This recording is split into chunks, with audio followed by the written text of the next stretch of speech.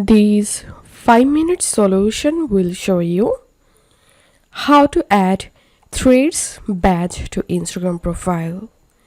So as you can see, currently here is no Threads badge. So first of all, make sure to install the Thread app on your phone. Then launch the Thread application. And here, tap on login with Instagram. Once you logged in, go back to your Insta profile and close your Instagram application from recents and relaunch your Insta application. Go to your profile, and now as you can see, my Thread badge has been successfully added to my Instagram.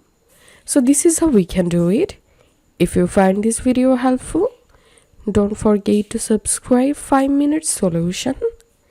See you in the next video.